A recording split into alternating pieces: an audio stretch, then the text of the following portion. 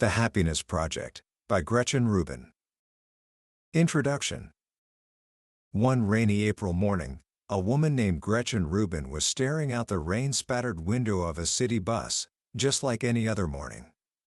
She had a life that, from the outside, looked perfect.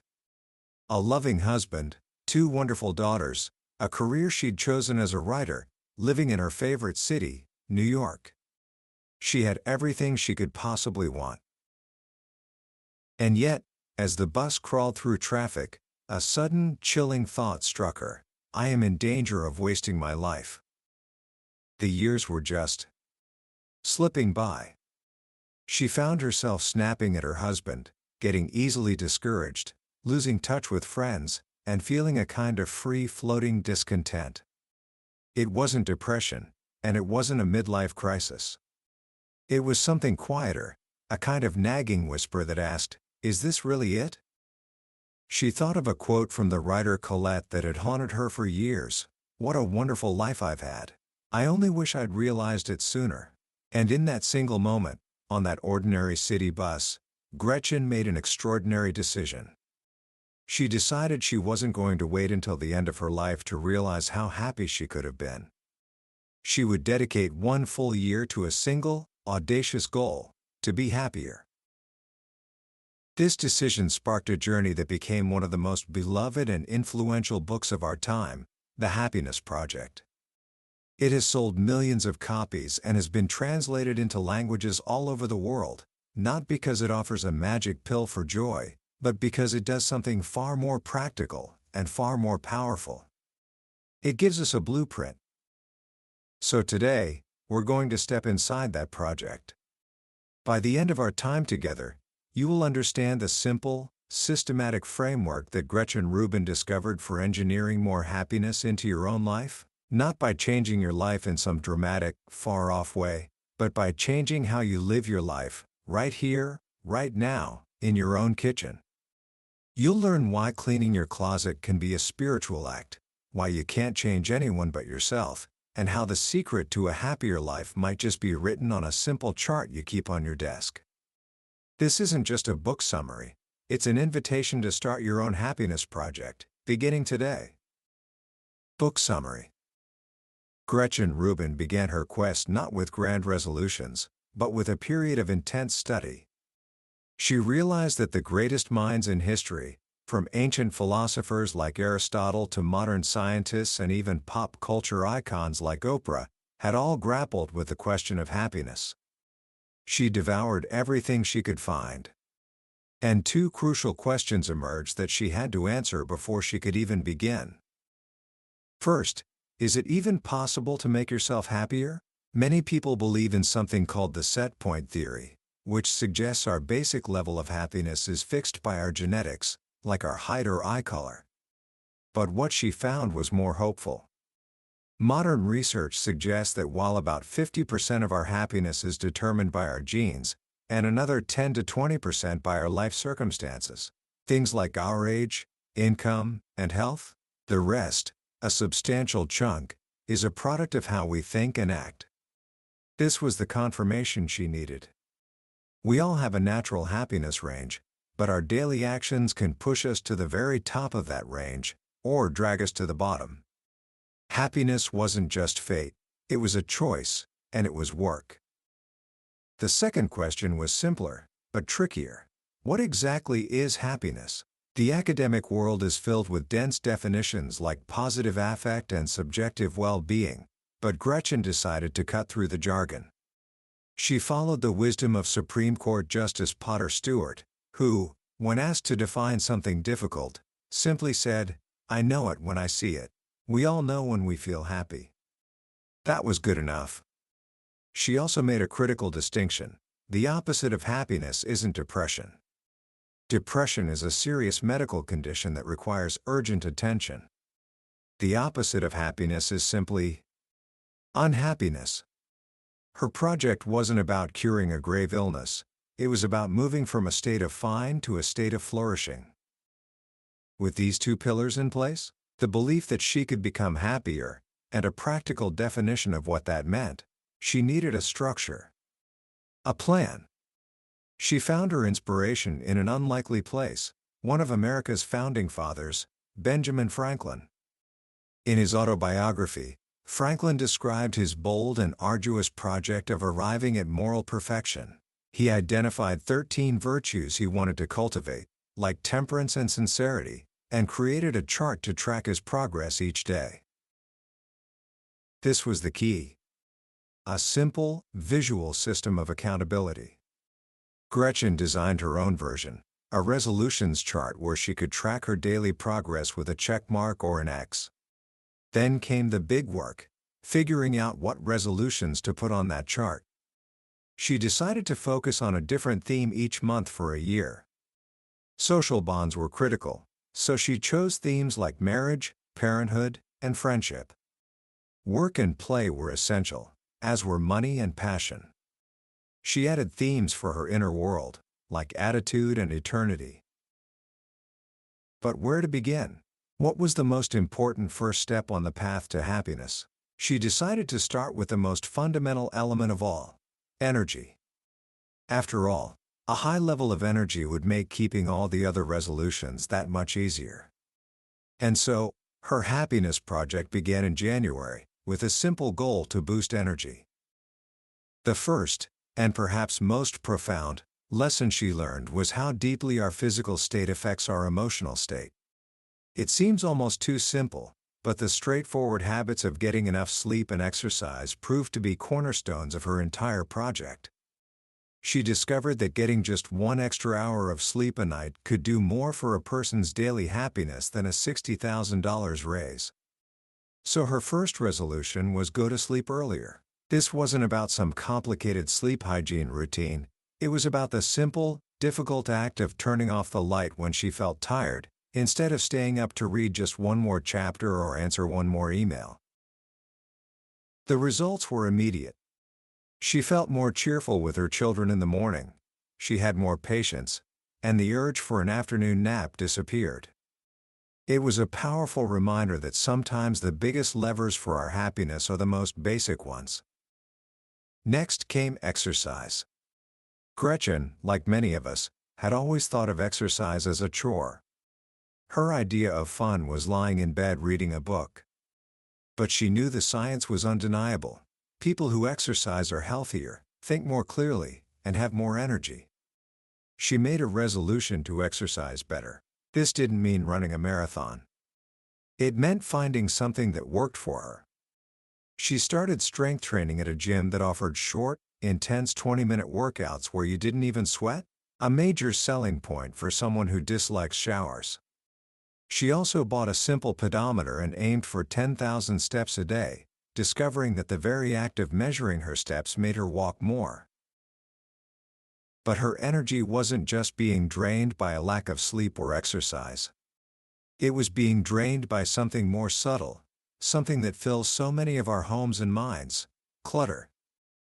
Household disorder, she realized, was a constant drain on her energy. The moment she walked through the door, she was confronted with things that needed to be put away, sorted, or dealt with. So, she made a resolution: toss, restore, organize. It seemed a bit small-minded to focus on her sock drawer as part of a grand quest for happiness, but she craved order and serenity. She started with the heart of the clutter, her own closet. It was a chaotic mess of messy towers of shirts and a clothes rod so jammed she had to muscle her way in to pull anything out. Armed with nothing more than trash bags, she dove in. She got rid of clothes she knew she'd never wear again, the ones that didn't fit, the ones that made her feel guilty.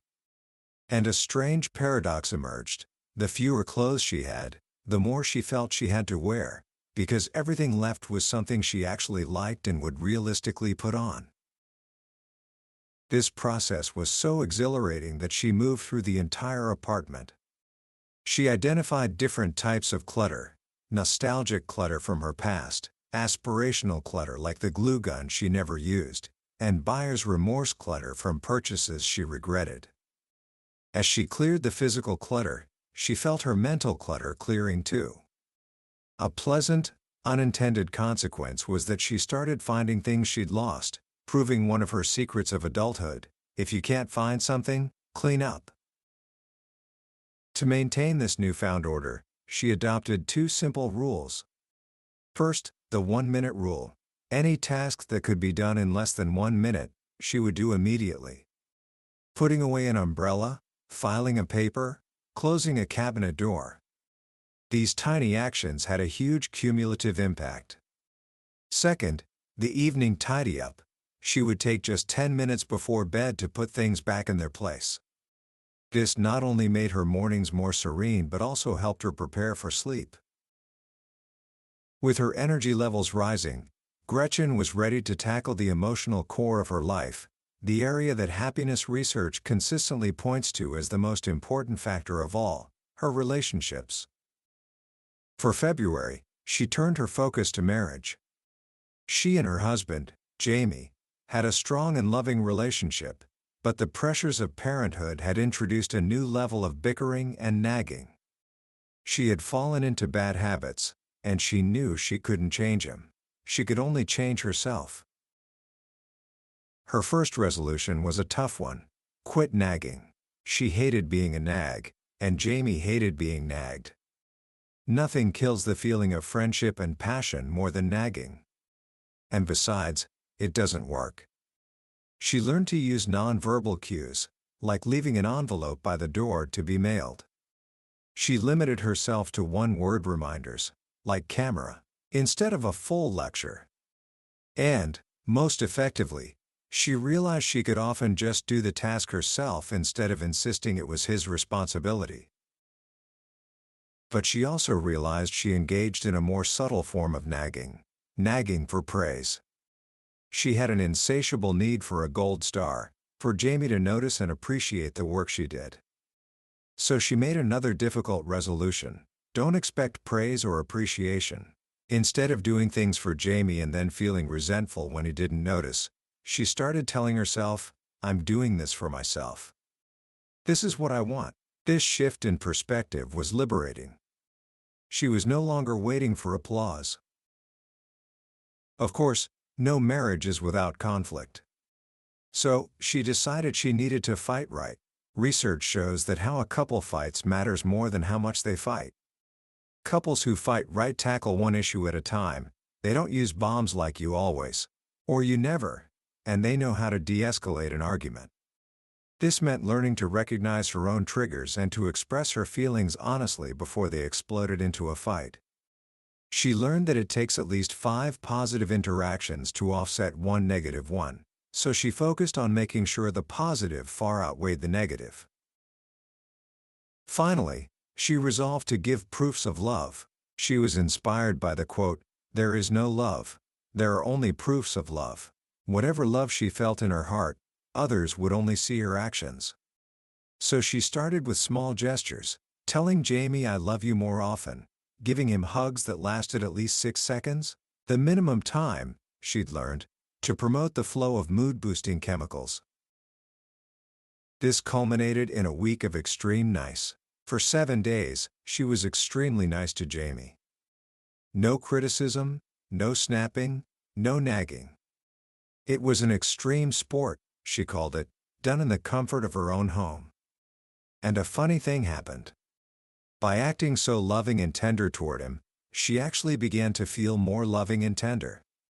It was a powerful demonstration of one of her core 12 commandments: act the way I want to feel. After marriage, the next natural focus was parenthood. This, she found, was a land of what she called fog happiness. Fog happiness is the kind you get from activities that, when you look at them moment to moment, don't always seem fun. Throwing a party, for instance, is full of stress and work, yet we remember it as a happy event. Raising children is much the same. Day to day, it can be filled with worry, irritation, and inconvenience. And yet, in a profound, all-encompassing way, it brings tremendous happiness. Her goal for April was simple: to be more tender and playful with her 2 daughters. She wanted a more joyous atmosphere at home. She began with a resolution inspired by her daughter: sing in the morning. It was a simple act, but it had a powerful cheering effect on everyone, reminding her to follow another of her commandments: lighten up. It made it easier to resist a hectoring tone and instead inject a little fun into the stressful morning routine. One of the most powerful lessons she learned came from the parenting experts Adele Faber and Elaine Maslish. Acknowledge the reality of people's feelings. Too often, as parents, we deny our children's feelings. We say things like, "You're not scared of that," or "You can't be hungry, you just ate." Instead, she learned to simply articulate her child's point of view. When her daughter Eliza burst into tears one day, sobbing that nobody ever pays any attention to me, Gretchen's first impulse was to argue, to list all the times she had paid attention. Instead, she just said, "Wow, that hurts your feelings. You feel ignored." That was all it took. Acknowledging the feeling allowed it to pass, and her daughter skipped off happily just moments later. She also resolved to be a treasure house of happy memories. She realized the immense value of mementos that prompt positive memories. Recalling happy times boosts our happiness in the present. So she embraced her role as the family historian, diligently maintaining photo albums, sending updates to grandparents, and creating family traditions. She even created file boxes for each of her daughters, a place to store keepsakes like birthday invitations and class photos, so they would have their own treasure houses when they were older. This led to another key insight for the month: take time for projects. Family projects, like making a scrappy cap with her daughter using a glue gun, or spending weeks planning the perfect birthday cake, weren't an inefficient use of time, they were the source of the fun itself. She realized that happiness has 4 stages: anticipation, savoring the moment, expressing the happiness to others, and recalling the happy memory later. The cake project allowed them to revel in the anticipation stage for weeks, squeezing out every last drop of joy. From her immediate family, she widened her circle to friendship. This was the focus for June. She'd learned that having 5 or more friends to discuss important matters with makes you far more likely to describe yourself as very happy. So, how to strengthen those bonds? She started with a simple, practical step: remember birthdays. It was a basic way to ensure she was in touch with friends at least once a year. This led her to the nagging task of updating her entire address book, a dull job that ultimately gave her a huge boost of satisfaction and made it easier to stay connected. Next, she resolved to be generous. But this didn't mean buying expensive gifts. It meant cultivating a generosity of spirit. She found a few ways to do this. One was to help people think big, encouraging them to pursue their ambitious goals. This led her to her second splendid truth, a profound, circular piece of wisdom. One of the best ways to make yourself happy is to make other people happy. And one of the best ways to make other people happy is to be happy yourself. Another way to be generous was to bring people together. She started her children's literature reading group and a writer's strategy group, discovering the energy that comes from creating new social networks. Finally, she learned to cut people slack. She reminded herself not to judge people harshly, to find explanations in charity, and to recognize that people's actions are often a reflection of their situation, not just their character. The foundation of friendship, she concluded, was simply to show up. 80% of success is showing up, and the same is true for relationships. It meant making the effort to visit a friend with a new baby, or stopping by the opening day of a friend's new store. These are the gestures that deepen friendships. Having fortified her physical and emotional worlds, Gretchen turned inward. The second half of her year was a deep dive into the mind, into attitude, passion, and the larger questions of existence. She began by exploring her own passions. The theme for September was Pursue a Passion, which, for her, meant books. Her most ambitious goal was to take on a challenge she'd heard about: write a novel in 30 days. It seemed like a crazy marathon of exertion, but she was drawn to the idea. By writing 1,667 words a day, she would have a 50,000-word novel by the end of the month. And she did it. It was an enormous amount of work, but it was also thrilling. This bootcamp approach freed her from her inner critic. There was no time for self-doubt. It was a powerful lesson in another of her resolutions for the year. Enjoy the fun of failure. It didn't matter if the novel was terrible. The act of creating it, of pushing herself to complete a massive project, was a huge source of happiness and contributed immensely to her atmosphere of growth. But pursuing a passion wasn't just about big, ambitious projects. It was also about making time for the simple pleasures. For Gretchen, that meant reading. She gave herself permission to read at whim, to reread old favorites, and crucially, to stop reading books she wasn't enjoying. Life is too short to finish a book you don't love. This exploration of passion led her back to a central theme that had been emerging all year, her very first commandment: be Gretchen. She had to build her happiness on the foundation of her own character, acknowledging what really made her happy, not what she wished made her happy. She realized she would never be the person who jets off to Paris for the weekend or loves going to jazz clubs at midnight. And that was okay. There was a certain sadness in accepting her limitations, but there was also tremendous freedom in letting go of the person she thought she should be and embracing the person she was. From passion, she moved to mindfulness. For October, she wanted to pay attention. She had a tendency to run on autopilot, to multitask her way through the day without ever being fully present. The most common suggestion for cultivating mindfulness is meditation, but Gretchen admitted it held no appeal for her. So, in the spirit of Be Gretchen, she found other ways. She began by meditating on koans, questions or statements that can't be understood logically, like what is the sound of one hand clapping? She had her own list of personal koans, enigmatic lines from literature and philosophy that she turned over in her mind, like he, who would bring home the wealth of the Indies, must carry the wealth of the Indies with him. Pondering these phrases jolted her out of conventional thinking and pushed her to think about thinking. She also examined her true rules, the mental rules of thumb she used to make decisions, often without even realizing it. Rules like I'm in a hurry or choose work over play. By bringing these unconscious rules to light, she could question them and decide if they were truly serving her happiness. To further stimulate her mind in new ways, she tried a series of experiments.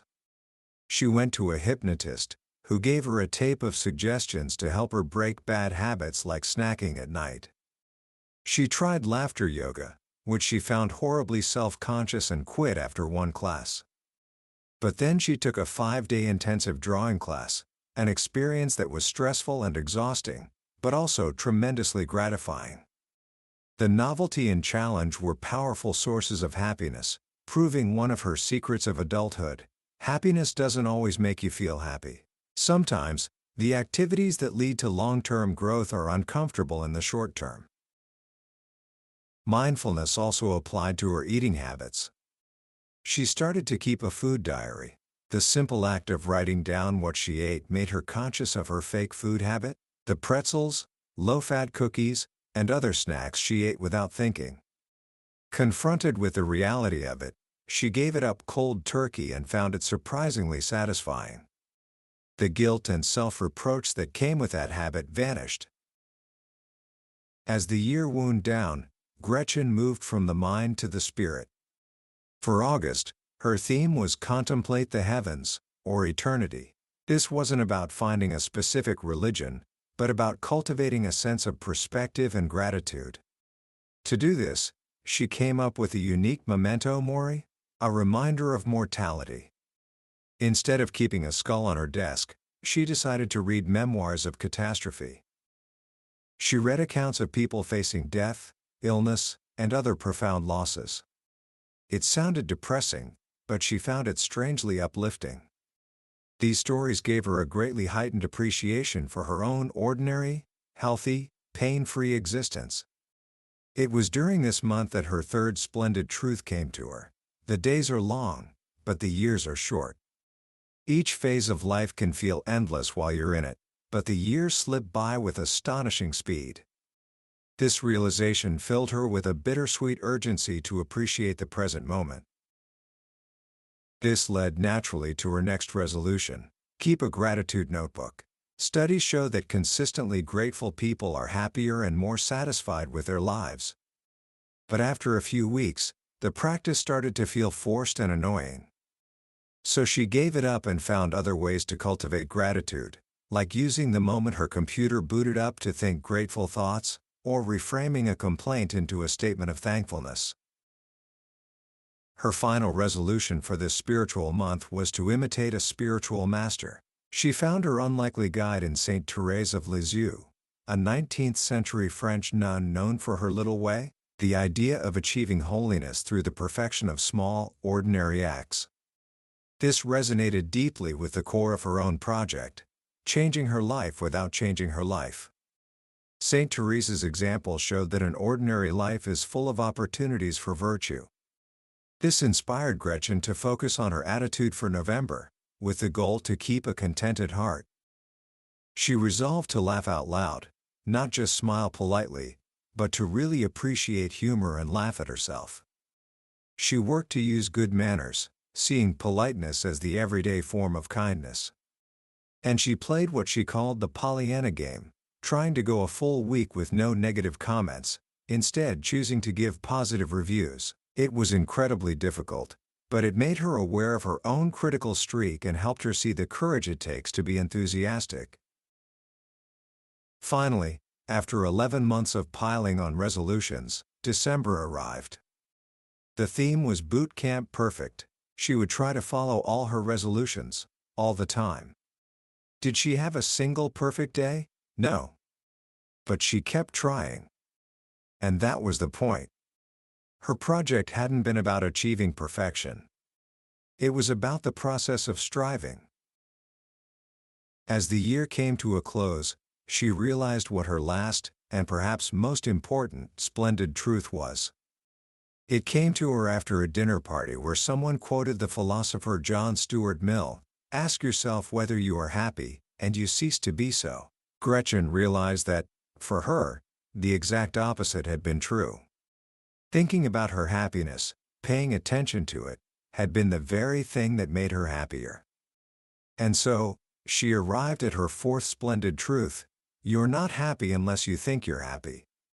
And its corollary: you're happy if you think you're happy. In the end, she had done it. She had changed her life without changing her life. The happiness she was looking for wasn't in some faraway land or in a different career.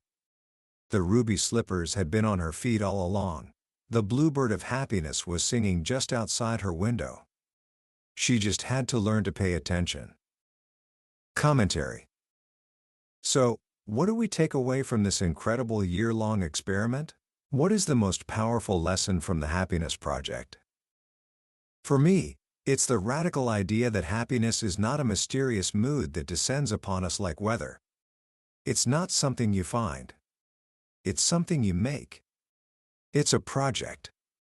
And like any project, it requires a plan, it requires tools, and it requires consistent effort.